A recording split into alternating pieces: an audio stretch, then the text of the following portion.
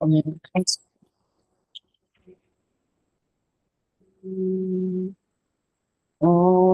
భూర్భువః స్వః తత్సవితుర్వరేణ్యం భర్గో దేవస్య ధీమహి ధియో యో నః ప్రచోదయాత్. అసతో మా సద్గమయ తమసో మా జ్యోతిర్గమయ మృత్యోర్మామృతంగమయ. ఓం సహనావతు సహనౌ భునక్తు సహ వీర్యం కరవావహై తేజస్వినావధీతమస్తు మా విద్విషావహై. ఓం శాంతి శాంతి శాంతి.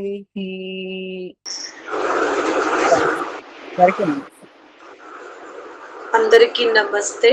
మనం వేదాంత దర్శనములో బ్రహ్మసూత్రాలని వింటున్నాము. అయితే నిన్న 2వ సూత్రం చెప్పుకున్నాము. ఆ బ్రహ్మతత్వాన్ని ఇంకా 2-3 సూత్రాలలో చెబుతూ వచ్చాడు. ఈరోజు మనం 8వ సూత్రానికి వెళ్ళిపోదాం. నమస్తే. నమస్తే నమస్తే. 8వ సూత్రమే డైరెక్ట్ గా చెప్పేస్తున్నాను.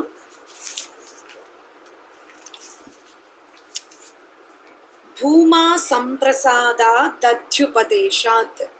సూత్రం ఏమిటంటే భూమా సంప్రసాద్ దధ్యుపదేశాత్. సంప్రసాద్ సంప్రసాదాత్.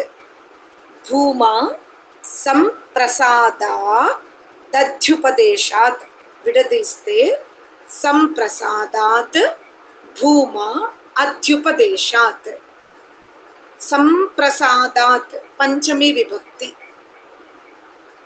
అంటే భూమా అనే ఒక తత్వము సంప్రసాదాత్ జీవుని కంటే అధ్యుపదేశాత్ చాలా గొప్పగా ఉన్నది అంటున్నాడు. భూమా అనే నామము గల ఒక సామర్థ్యము జీవుని కంటే కూడా చాలా గొప్పగా ఉంది అంటాడు. అన్నప్పుడు ఎందుకు జీవుని కంటే భూమా గొప్పది అన్నప్పుడు ఏమంటున్నాడంటే ఏషః సంప్రసాదో అస్మాత్ శరీరాత్. ఏషః సంప్రసాదః ప్రథమా విభక్తి. ఏషః ఈ సంప్రసాదః ఈ ఆత్మ. ఈ ఆత్మ ఏషః సంప్రసాదః. ఈ సంప్రసాదః అంటే ఆత్మ, ఏషః అంటే ఈ ఆత్మ శరీరాత్ శరీరము నుండి సముత్థాయ వేరైనప్పుడు. ఆత్మ శరీరము నుండి వేరైనప్పుడు పరం జ్యోతిం అతనిలోనే ఆశ్రయం తీసుకుంటుంది. ఎవరు అతనంటే ఎవనికైతే భూమా అని నామముందో ఈ జీవుడు ఈ శరీరాన్ని వదిలిపెట్టినప్పుడు భూమానే ఆశ్రయించి ముందుకు వెళ్తాడు. అందుకనే కృష్ణ భగవానుడు కూడా భగవద్గీతలో మృత్యువు, జీవాత్మ, శరీరము, జన్మ మరణాల చక్రాల గురించి వర్ణించినప్పుడు కృష్ణ భగవానుడు కూడా ఇదే చెప్తాడు. ఎలా ఆ గడ్డి పురుగు మొదటి ఆకుని వదలాలంటే అది 2వ ఆకుని పట్టుకుంటది అని. దాన్ని మనం లోతుగా అర్థం చేసుకోకుండా కృష్ణ భగవానుడు చెప్పినటువంటి అభిప్రాయము వేదానుకూలముగా ఉంది. ఇక గురువులు వర్ణించేటప్పుడు కొత్త దేహము కనబడ్డప్పుడే జీవుడు పాత దేహాన్ని వదిలిపెడతాడు అనేది ఈ విధంగా కూడా ఆ శబ్దమునకు అర్థం తీశారు. కానీ మనం వేదోక్తముగా తీసుకుంటే జీవుడు ముందు స్థూల దేహాన్ని వదిలిపెట్టేటప్పుడు వాయువుని ఆశ్రయిస్తాడు. తను ధరించబోయే శరీరాన్ని ఆశ్రయించడు, వాయువుని ఆశ్రయిస్తాడు. వాయు మాధ్యమముగానే దివిలోకం అంటే ఆదిత్య లోకమున ప్రవేశిస్తాడు. ఆదిత్య లోకము నుండే జల్లెడబట్టిన తర్వాత అతని గుణకర్మ స్వభావాలకు అనుకూలముగా వర్షమును ఆశ్రయించి ఆ వర్షపు నీటి ద్వారా పృథ్వీలోకి ప్రవేశిస్తాడు. అతనికి ఎవరి ద్వారా ఏ యోనికి ఏ తల్లిదండ్రుల గర్భములోకి వెళ్ళాలో అటువంటి ఆహార పదార్థములోకి ప్రవేశింపజేయబడతాడు జీవుడు.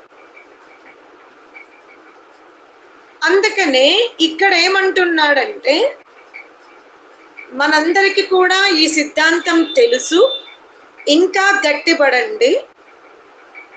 ఒకటి ముక్తాత్మ అనగా బ్రతికి ఉన్నప్పుడు యోగ సాధన చేసి కర్మాశయాన్ని బలహీనము చేసుకుని స్థూల దేహము పొరలుగా ఉన్నప్పుడే అంతర్గతముగా లోపల కూర్చొని కారణదేహాన్ని సూక్ష్మదేహాన్ని ఏ ఆత్మ అయితే జ్ఞాన వైరాగ్య అభ్యాసముతో ఆ రెండు దేహాలను విచ్ఛిన్నం చేసుకుంటుందో ఆ ఆత్మ కైవల్యాన్ని పొందుతుంది. అందుకే కేవల ఆత్మ అంటారు. ఎవరు ఈ రెండు దేహాలను వదిలిపెడతారు, ముందు కేవలం అయిపోయింది. ఆ కేవలము ఉన్నటువంటి ఆత్మనే కైవల్యాన్ని పొందుతుంది. ఇది ఒక వ్యవస్థ ఉంది లోకమున. అంటే బ్రహ్మచక్రము నుండి విడుదలవ్వాలి అనుకున్నటువంటి జీవాత్మ జ్ఞాన వైరాగ్య అభ్యాసాలతో శరీరములో ఉన్నప్పుడే బ్రహ్మను సాక్షాత్కారము చేసుకుని బ్రహ్మ సహాయముతో పురుషార్థము చేసి స్థూల దేహము ఉన్నప్పుడే లోపల సమాధి స్థితిలో పరమాత్మని సహాయముతో ఈ రెండు దేహాలను విచ్ఛిన్నం చేసుకుంటారు. ఇది చాలా పుణ్య జ్ఞానయుక్త బ్రహ్మ విధులకు తపోనిధులకు ఇది ఇంతటి సామర్థ్యం లభిస్తుంది. అంటే పరమాత్ముడు ఇస్తాడా అంటే మీరు భ్రమపడొద్దు. జీవాత్మ అంతటి సామర్థ్యం కోసం పురుషార్థం చేస్తుంది. అప్పుడు పరమాత్ముడు ఆ వంతెన ఎక్కిన తర్వాత జీవాత్మకు సహాయముగా నిలబడతాడు. ఇదే సత్యం.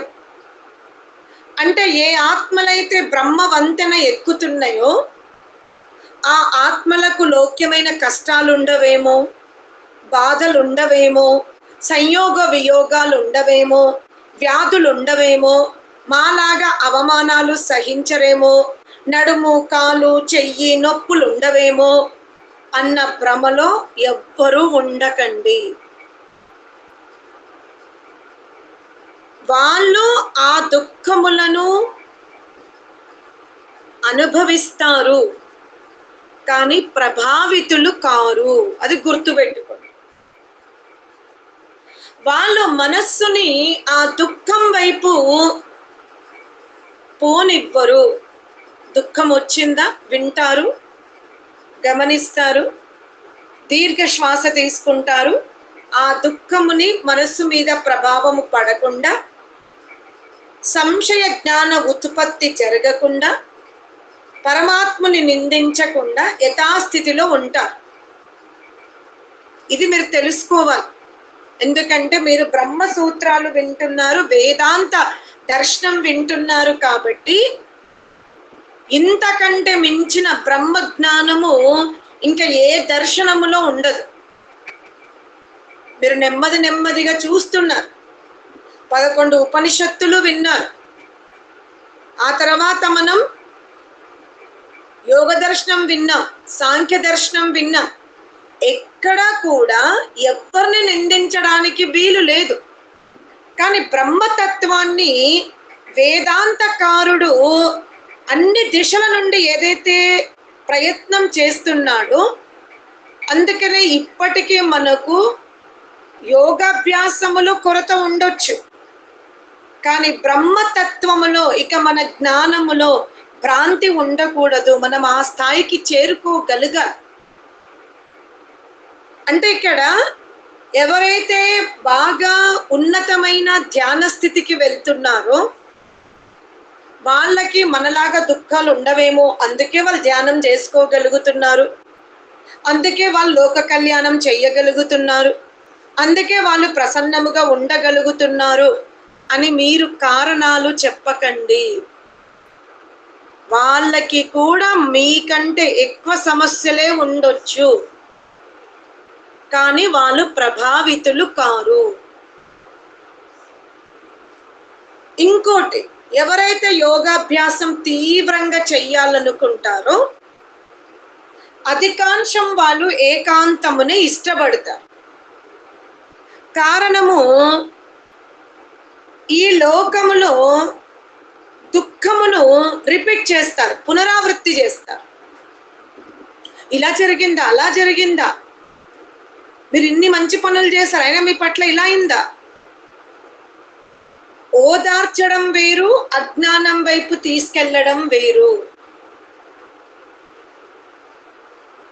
ఓదార్చడం తప్పు లేదు. మనమందరము కూడా ఒకరిని అనుమోదిత ప్రేరేపించాలి, ముందుకు నడవండి, బాధపడకండి అని. ఆ విధంగా మనము ఓదార్పు చెయ్యకపోవడం అనేది చాలా అధర్మం. చెయ్యాలి, ఓదార్పునివ్వాలి.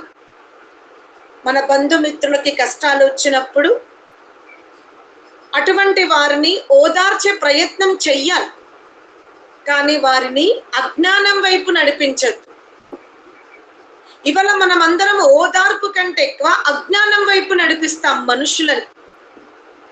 అయ్యో, మీరు ఇన్ని పూజలు చేస్తారు, మీరు ఇన్ని దానాలు చేస్తారు, మీరు ఇంత మంచి ప్రవర్తనతో ఉంటారు, అయినా దేవుడు మిమ్మల్ని కూడా వదిలిపెట్టలేడా అని మనం అజ్ఞానం వైపు నడిపిస్తున్నాం. ఇక్కడ అదే తెలుసుకోవాలి. అందుకనే యోగాభ్యాస తీవ్ర స్థాయికి పొందాలనే వాళ్ళు లౌక్య మనుషులతో కాస్త నవ్వుతూ, చిరునవ్వుతో దూరముగా ఉండే ప్రయత్నం చేస్తారు. ద్వేషం ఉందా అంటే కాదు, కోపం ఉందా అంటే కాదు. వీళ్ళకి కొన్ని సమస్యలు ఉన్నాయి, యోగాభ్యాసకి కొన్ని సమస్యలు ఉన్నాయి. వాటిని నియంత్రించుకోవాలి, ప్రభావితము కాకుండా ముందుకు జరగాలి. మళ్ళీ కర్తవ్య కర్మలు కూడా ఆయన చేసుకోవాలి. ఇలాంటి స్థితిలో అతను లౌక్యముతో ఎక్కువ బంధము పెట్టుకుంటే అతనికి ఆ శక్తి వృద్ధి చెందే అవకాశం ఉండదు. అందుకనే ఏకాంతమును ఇష్టపడతాడు. వాళ్ళు ఆ విధంగా తమని తాము బాహ్యంగా ఆంతరికంగా రక్షించుకుంటూ బ్రహ్మ వంతెన ఎక్కి బ్రహ్మ సహాయముతో గుహలోకి వెళ్ళి బ్రహ్మ ఆనందాన్ని పొంది, ఆ బ్రహ్మ ద్వారానే ఏ విధంగా ఈ మనసు తయారైంది, దీన్ని నేను ఎలా విచ్ఛిన్నం చేసుకోవాలి అనేది అక్కడ ఆ ఇరువురు చర్చించుకొని మనస్సుని, బుద్ధిని అన్నింటినీ కూడా విచ్ఛిన్నం చేసుకొని అప్పుడు ఆ మనస్సులో ఉన్నటువంటి కర్మలని పరమాత్మునికి అప్పచెప్పి ఆఖరిలో పెట్టి ఈ జీవుడు ముందుకు వెళ్తాడు. ఇదంతా జరగడానికి ఇంకేదో లోకం ఉంది, అక్కడ బ్రహ్మ కనబడతాడేమో అని కూడా మీరు భ్రమలో ఉండొద్దు. ఇప్పుడు ప్రస్తుతం మీరు ధరించుకొని ఉన్న మానవ జన్మనే, ఈ మస్తిష్క భాగమే ద్యులోకము, ఇక్కడే బ్రహ్మ సాక్షాత్కారం జరుగుతుంది. మీకు ఇంకో ప్రశ్న రావచ్చు, అమ్మా అది అందరికీ సాధ్యమా అని. నేను నిన్న కూడా చెప్పిన, ఆత్మలకు సాధ్యము కాదు బ్రహ్మ దర్శనము. ఆత్మలు బ్రహ్మను దర్శించుకోవు. బ్రహ్మ విదాత్మనే బ్రహ్మను దర్శించుకోగలుగుతుంది. బ్రహ్మ విదుడు కావాలి అంటే తప్పకుండా అష్టాంగ యోగమును అనుసరించాలి. మనస్సుని ధనము వైపు, కల్మషాల వైపు, ఒకరి యశస్సు వైపు మనస్సుని ఉపయోగించుకోవడానికి వీలు లేదు. తన ఆత్మ కళ్యాణము కొరకు, మానవ జన్మను సాఫల్యము కొరకు మనస్సును ఉపయోగించుకోవాలి. యోజన కొరకు ఎత్తుకు పై ఎత్తులు వెలిసి ఆ మనస్సులో అనేక రకాల రాగద్వేషాలతో ముడివేసి దాన్ని అల్లి ఈ విధంగా యోగాభ్యాసము సఫలతని పొందదు. అందుకనే బ్రహ్మ విదాత్మనే బ్రహ్మని పొందగలుగుతుంది. ఇది ఒక శ్రేష్టత్వముతో కూడుకున్న చర్చ. అందుకనే మనము ఆర్య సమాజ క్షేత్రములో స్వామి శ్రద్ధానందుని ఉదాహరణ తీసుకుంటే, స్వామి శ్రద్ధానందుడు గురు ఉపదేశము పొందక ముందు స్త్రీ వ్యామోహములో ఉండే, అనేక మత్తు పదార్థాలు సేవించేవాడు, అభక్ష పదార్థాలని కూడా భుజించేవాడు స్వామి శ్రద్ధానందుడు. కానీ దయానందుని లాంటి గురు ఉపదేశము వలన తన జీవితాన్ని ఎంత పవిత్రంగా చేసుకున్నాడు అంటే, గురుకుల కాంగిడి అనే ఒక మహావిద్యాలయాన్ని స్థాపించి, ఒక రకంగా తెలంగాణ నైజాము నుండి వేరవ్వడానికి అక్కడి నుండి మానవ బాంబులని పంపించిన విశ్వవిద్యాలయం అదే. అలాగే ఎవరైతే ముస్లిం రాజ్యంలో ముస్లింలుగా మారిపోయారో, బ్రిటిష్ రాజ్యంలో క్రైస్తవులుగా మారిపోయారో, వాళ్ళందరినీ శుద్ధి అనే కార్యక్రమాన్ని చేపట్టి మళ్ళీ ఇంటికి రండి, బ్యాక్ టు ద హోమ్ అంటే మీ ఇంటికి రండి అని వాళ్ళని మళ్ళీ శుద్ధి కార్యక్రమముతో హిందువులుగా మార్చినటువంటి ఘనత స్వామి శ్రద్ధానందుంది.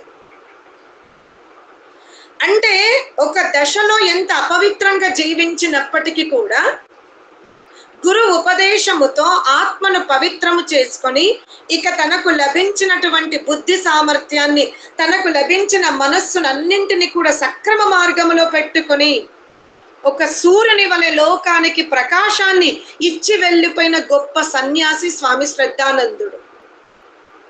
అంటే ముందు ఆత్మగా జీవించాడు, గురు ఉపదేశముతో బ్రహ్మ విదాత్మ అయ్యాడు స్వామి శ్రద్ధానందుడు. అందుకనే మనం మహాపురుషుల యొక్క చరిత్రను తీసుకుంటే అక్కడ మనకెంతో ప్రేరణ లభిస్తుంది. మనమందరం ఆత్మలుగా ఉన్నాం. మన దినచర్యలో ధనము కోసమో యశస్సు కోసమో కూటనీతి మనం చెయ్యకూడదు. మన దినచర్య చాలా పవిత్రంగా ఉండాలి, ఆదర్శంగా ఉండాలి, శ్రేష్టత్వముతో ఉండాలి. మానవీయ వ్యవహారము కంటే దైవీ వ్యవహారం ఉండాలి మన దినచర్యలో.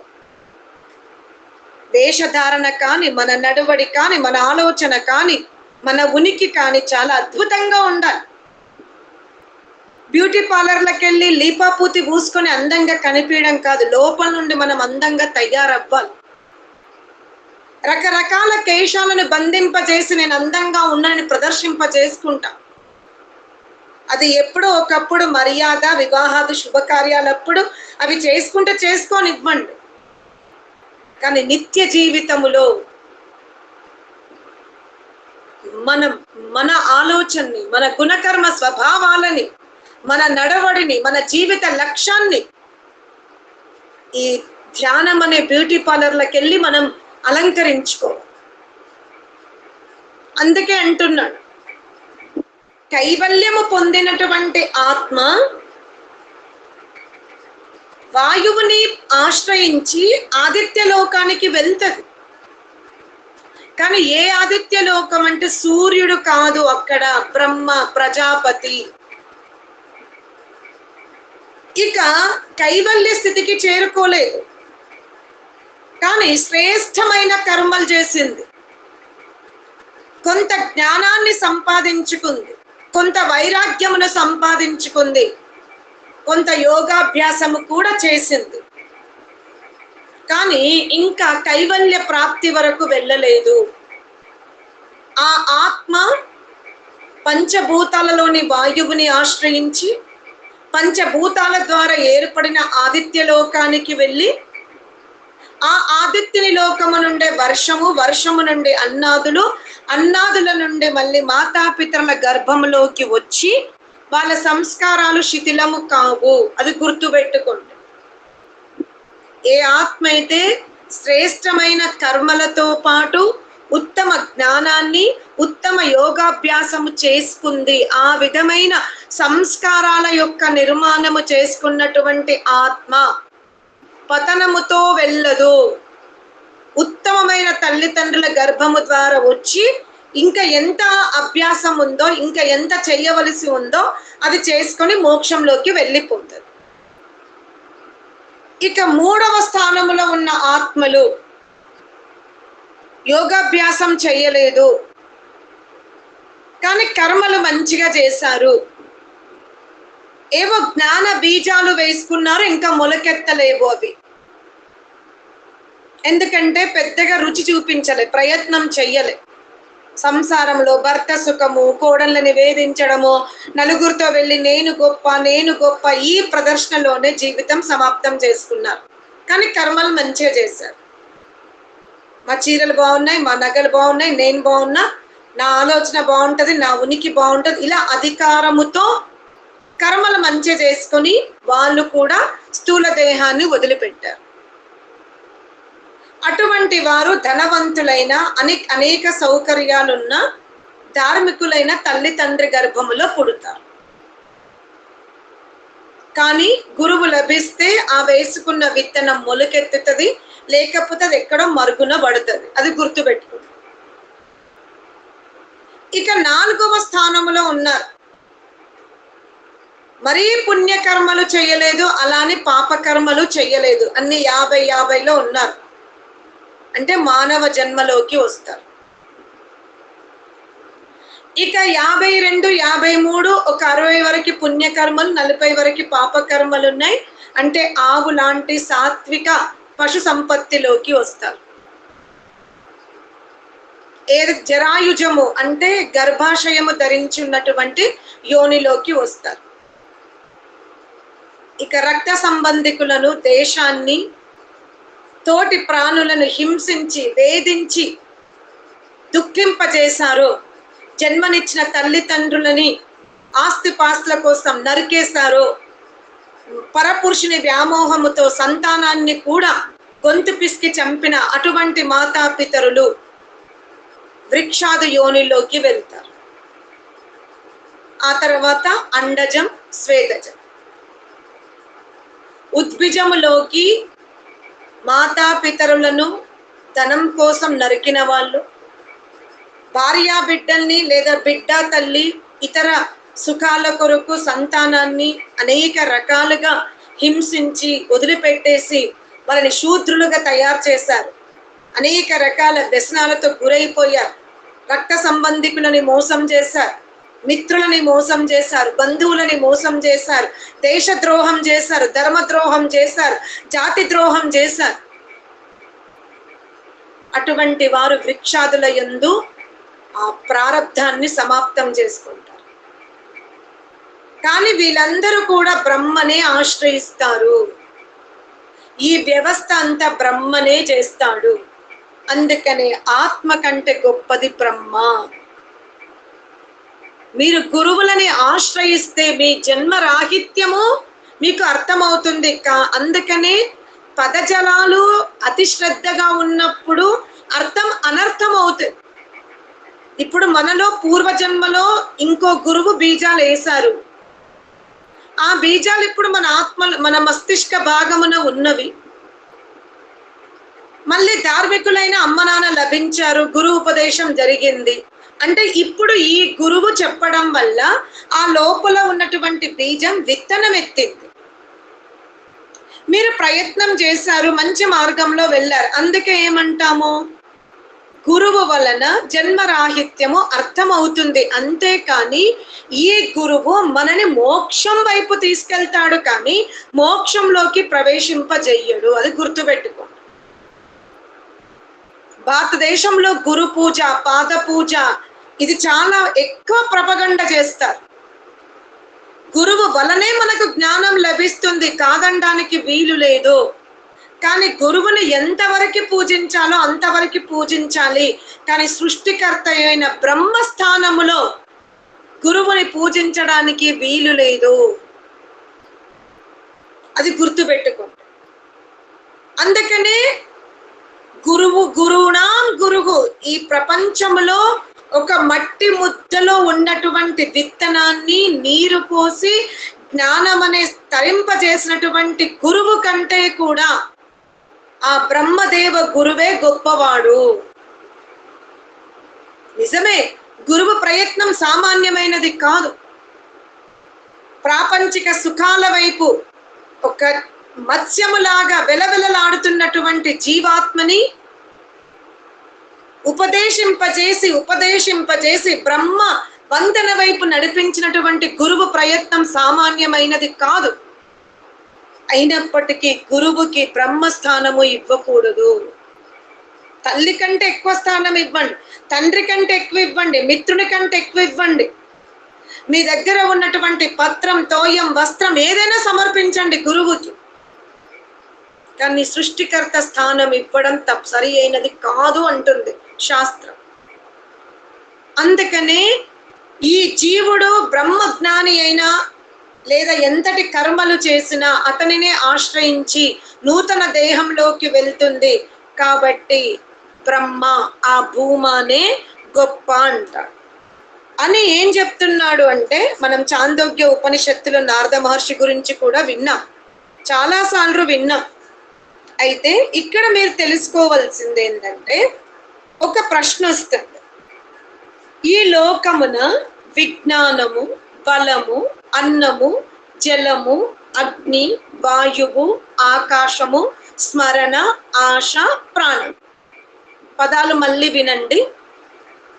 ముందు విజ్ఞానము, విజ్ఞానము కంటే గొప్పది బలము, బలమున కంటే గొప్పది అన్నము, అన్నమున కంటే గొప్పది జలము, జలము కంటే గొప్పది వాయువు, వాయువున కంటే గొప్పది ఆకాశము, ఆకాశమున కంటే గొప్పది స్మరణ శక్తి, స్మరణ శక్తి కంటే గొప్పది ఆశ, ఆశ కంటే ప్రాణం గొప్పది. అంటే విజ్ఞానము, ప్రాణము అంటే విజ్ఞానం ప్రారంభంలో ఉందనుకుందాం, ప్రాణం చివరిలో ఉంది అనుకుందాం. విజ్ఞానము ఎందుకు గొప్పది అంటే, ఈ ప్రాణమును మనం ఆత్మగా తీసుకుంటే ఈ ఆత్మ జడముగా జీవించింది, జడత్వముతో జీవించింది. భారతదేశంలో ఉన్న సనాతన ధర్మము ఎంత గొప్పదో, సనాతన ధర్మాన్ని ఆధారముగా చేసుకుని వ్యాపారముగా మార్చిన మూఢత్వము కూడా భారతదేశంలోనే ఉంది. భారతీయ వేద వాంగ్మయము ప్రపంచానికే ఆదర్శం. ఈ సూర్య గోళానికే భారతీయ సనాతన ధర్మం ఆదర్శం. కానీ భారతదేశంలో ఉన్నంత మూఢత్వం, అజ్ఞానం ఎక్కడా లేదు. ఈరోజు మనమందరము కూడా ధనము కోసమే మన స్కిల్స్ ని, మన ఆత్మ ప్రకాశాన్ని మర్చిపోతాం. ఎందుకు అబద్ధాలు ఆడుతున్నాము? ధనం కోసం. ఎందుకు ఎత్తుకు పై ఎత్తులేస్తున్నాం? ధనం కోసం. మన ప్రశంస, మన ఉనికి, మనని మెచ్చుకోవాలని. కానీ మీరు లోకంలో చూడండి, మన భారతదేశంలో సంకల్పం చెప్పుకుంటాం. ఆ సంకల్పంలో మీరు మీ భర్త యొక్క తండ్రి, ఆ తండ్రికి తండ్రి పేరు చెప్పడానికి కూడా ఏం పేరుండే అని అడుగుతున్నా. అంటే మన భర్త యొక్క తండ్రి నామము ఆ తండ్రికి కొంచెం ఆ తండ్రి పేరు గుర్తుంటే ఉంటుంది అంతే. ఎన్ని పుణ్యకర్మలు చేయని, ఎంత ధనము సంపాదించని ఇంటి పేరు ఉంటుందేమో కానీ వారసత్వ నామాలైతే మనం మర్చిపోతున్నాం. అరే కర్మ స్థూల దేహం వదిలేసిన తర్వాత కర్మ నిన్ను తీసుకెళ్లిపోయింది. నీ యశస్సు ఎవరికి కావాలి? ఎవరు నిన్ను గుర్తు పెట్టుకుంటున్నారు? యశస్సు నిన్ను నడిపించడం లేదు కదా, కర్మ కదా నిన్ను నడిపిస్తుంది. ఒక జన్మ నుండి మరో మంచి జన్మకి వెళ్ళాలన్నా, కిందికి వెళ్ళాలన్నా నీ యశోగానమే కదా. ఆ యశోగానము కొరకు నువ్వు కర్మనెందుకు మర్చిపోతున్నావు? మనస్సును ఎందుకు ఇంత విలీనం చేసుకుంటున్నావు? నేను గొప్ప, నేను గొప్ప, నేను గొప్ప అనే ప్రయత్నములో ఎదుటి వ్యక్తిని తొక్కేస్తున్నావే. మరి ఇక్కడ యశస్సు నిన్ను జన్మరాహిత్యం వైపు నడిపించిందా, కర్మ నీకు నడిపించిందా? అదే ఇక్కడ అంటాడు విజ్ఞానం. ఈ ప్రాణం రోజు రోజుకి ముందుకి గొప్ప గొప్ప స్థాయికి వెళ్ళాలి అంటే ముందు ఆత్మకి జ్ఞానము కావాలి. నేనెవరు, ఎందుకు ఈ బురదలో ఉన్నా, నేను దీని నుంచి ఎలా బయటపడాలి? అందుకనే విజ్ఞానం గొప్పదే. విజ్ఞానం వల్లే ఆత్మకి నేను జ్ఞాని అని తెలుస్తుంది. కానీ విజ్ఞానము కంటే కూడా గొప్పది ఎవరు అంటే ఏం చెప్తున్నాడంటే బలం అంటాడు. అంటే మనకి బలం దేని నుండి వస్తుంది? ఇప్పుడు మనం వాక్కుతో ఏదైతే మనం మాట్లాడుతున్నామో, మనం ఏదైతే సంకల్పించుకుంటున్నామో ఇదంతా విజ్ఞానం వల్ల జరుగుతుంది, కాదనడానికి లేదు. కానీ ఆ సంకల్పమునకు, ఆ విజ్ఞానానికి ఎవరు కారణం అంటే చిత్తమే. అందుకనే ఏమంటాడు అంటే ఈ చిత్తము గనక, ఈ చిత్తము ధ్యానము చెయ్యగలిగితే ఇక్కడ అది గొప్ప సంకల్పాలని సంకల్పించుకోగలుగుతుంది. అందుకనే ఈ విజ్ఞానము శాస్త్ర ప్రతిపాదిత విషయం ఉండాలి. ఈనాడు మనం ఏదో నాలెడ్జ్ సంపాదించుకుంటున్నాం కాదు, అది శాస్త్రముతో ఉండాలి. మరి శాస్త్రాలు చదవాలి అంటే మనస్సు చాలా బలముగా ఉండాలి.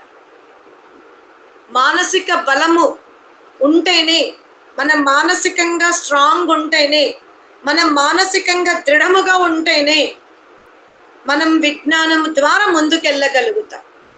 మరి మనస్సు దృఢంగా ఉండాలి అంటే దానికి ఏం కావాలి? అది బలముగా ఉండాలి అంటే అన్నం కావాలి. మనస్సు బలముగా ఉండాలి అంటే అన్నం. మనం ఉపనిషత్తుల్లో ఎంతో మంది తండ్రులు తమ బిడ్డల్ని పిలిచి, బ్రహ్మజ్ఞానాన్ని పిలిచి ఇప్పుడు మాట్లాడండి అంటే వాళ్ళకి 15 రోజులు తిండి లేదు, మాట్లాడతారా? మాట్లాడలేరు. కాబట్టి బలం అంటే మన లోపల ఉన్నటువంటి విజ్ఞానం అంతా బయటకు రావాలి అంటే ముందు మనకు బలం కావాలి. ఆ బలం దేని నుండి వస్తుంది అంటే అన్నము నుండి వస్తుంది. ఆ అన్నము దేని నుండి పుడుతుంది అంటే జలం. ఆ జలములో అన్నము పుట్టడానికి అక్కడ ఎవరు ప్రవేశించాలి అంటే అగ్ని. ఆ అగ్ని అక్కడికి ఎలా వెళ్ళింది అంటే వాయువుని ఆశ్రయించి. వాయువు అక్కడికి ఎలా వెళ్ళిందంటే ఆకాశమును ఆశ్రయించి. ఆ ఆకాశం అక్కడి వరకు వెళ్ళిందంటే స్మరణ, గుర్తు పెట్టుకున్నందుకు. ఆ స్మరణ ఏం జాగుతుంది? ఆశ. అప్పుడే ఈ ప్రాణం, ఈ జీవాత్మకి ముందుకు వెళ్ళడానికి అవకాశం ఉంది. అంటే ఈ ఆత్మ ఉన్నతి వైపు వెళ్ళాలి అంటే దీనికి ఆశ ఉండాలి, నేనెవరో స్మరణ ఉండాలి. అది ఆకాశమును ఆశ్రయించాలి, వాయువుని ఆశ్రయించాలి, అగ్నిని ఆశ్రయించాలి, జలమును ఆశ్రయించాలి, అన్నమును ఆశ్రయించాలి, బలమును ఆశ్రయించాలి, విజ్ఞానమును ఆశ్రయించాలి. విజ్ఞానం వృద్ధి కావాలి అంటే అది చిత్తములో ధ్యానం చెయ్యాలి. ధ్యానము కుదరాలి అంటే సత్ప్రవర్తన ఉండాలి. కాబట్టి ఇవన్నీ ఒకదానికొకటి అధిక శ్రేష్టముగా ఉన్నవి. అప్పుడు కదా ఆ భూమా వరకు వెళ్తాడు. ధ్యానము చేస్తున్నప్పుడే విశేషమైన జ్ఞాని అవుతాడు. ఆ విశేషమైన జ్ఞానము ద్వారా మనోబలాన్ని పెంచుకుంటాడు. మనోబలము స్థిరముగా ఉండాలి అంటే అన్నాదుల ఉత్పత్తి సక్రమముగా చేసుకుంటాడు, నీటి వ్యవస్థ చేసుకుంటాడు, చెట్లని కాపాడుకుంటాడు, అలా స్మరణములో పెట్టుకుంటాడు, ఆశతో జీవిస్తాడు. అందుకనే ఈ ఆత్మ కంటే బ్రహ్మనే గొప్పది అని చెప్తున్నాడు. ఓం శాంతి శాంతి శాంతి.